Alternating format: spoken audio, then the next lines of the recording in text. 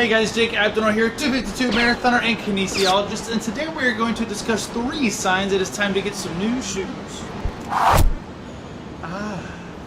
That's fresh. These are my old shoes and they're disgusting, I apologize. And I say these are my old shoes because I just realized the other day that it was time to replace them. So the first sign you know it's time to replace your shoe are these permanent creases that are along the foam. Can you see those? Oh my god, these are so dirty. Hold on. I'll clean the shoe off a little bit. So right here, these little teeny tiny little lines. So here's one pair, these right here, it's another pair. Same shoe, different color. So you notice I'm pushing down.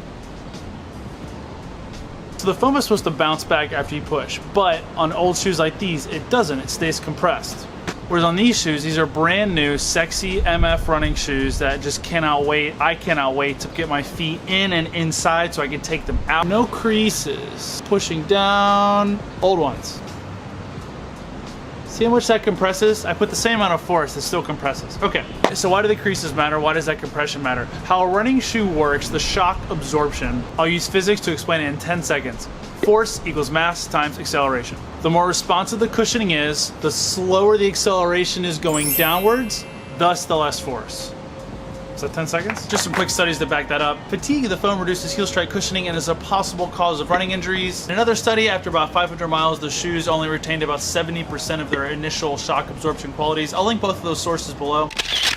Okay, so the first sign you see those creases on there, might be time to switch them out. Sign number 2, you start to notice new pains in your leg and your foot, little tiny muscles, little weird spots, even maybe on your knee or on your leg that weren't there before. Chances are if you've been doing the same training, the same volume, the same intensity, more or less, but you start to develop new injuries, that it's the shoes that are to blame. So a few days ago I was running in these things and my arch started to feel sore and weird, which is like not normal. And I was like, oh, it's probably the shoes. And I checked Strava, and sure enough, I put 500 miles into them, which by the way can be a great way to track the longevity of your shoes. Just keep track of the miles you put on them. Generally, typically between like 300 and 400 miles, you should think about replacing your shoes. But there's a lot of factors that go into that. There's shoe type, there's the manufacturer, there's how heavy the shoe is, there's how heavy the runner is, there's how much volume you're doing, there's what feels good to you. So there's a lot of factors, but generally between 300 and 400 miles, you should think about replacing your shoes.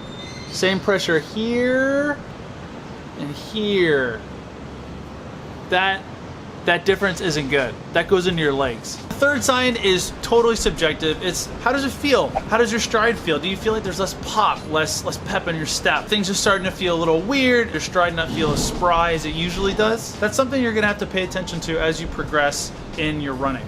I will say from my personal experience, I love getting new shoes and I would replace my shoes every 200 to 300 miles if I could. But unfortunately, these shoes, this size, size 14, I literally cannot buy these in Taiwan. I have to order them from a parcel forwarding service and they ship them over here. So I have to be like super stingy with my shoes. So I hate putting 500 miles on a shoe. I know when it starts to feel bad, but there's not really much I can do. I will say that this is also one thing you should totally not neglect. Put good money into your shoes. It's pretty much the only piece of equipment you really need to run. You can run $5 shorts, but put good money into your shoes. So for me, if I replace my shoes every 3 or 4 months, I'm totally okay putting $100 into a pair of shoes. They save my legs, my Achilles, my calves, my knees, whatever. I run like 80% of my mileage on asphalt and concrete. So I want good shoes. I want good shoes with a good reputation. I want a good manufacturer. Looking back at my running career, my running history, it's definitely been times where I've neglected my footwear, where I've gotten some weird, goofy injuries creep up. So yeah, it sucks to spend that kind of money every few months,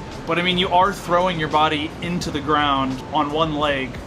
There's got to be something protecting you there, you know what I mean? And some people can get a lot more miles out of shoes. You know, I've seen on running forums and stuff, some people put like 1,000 miles in a pair of shoes. That's fine. I mean, whatever works for you. I mean, if you're not getting any injuries and it feels great and your stride feels amazing and you're running quick, and then why get a new pair? Okay, so to summarize, number 1, creases in the shoe along the foam. Number 2, weird overuse injuries starting to come up. And then 3, you just feel like there's less pop and the shoe doesn't feel as responsive. One concrete way you can keep track of the shoe's life is to just count the mileage. So 250 to 500 miles, start to think about it. Also, when your shoe's really dirty like this, it's too dirty, it covers up the color of the shoe. And everyone knows that the more obnoxious and bright the color of your shoe is, the faster you run. It's science. All right, that's all I got for shoes. I'm gonna go test out my new ones. See you.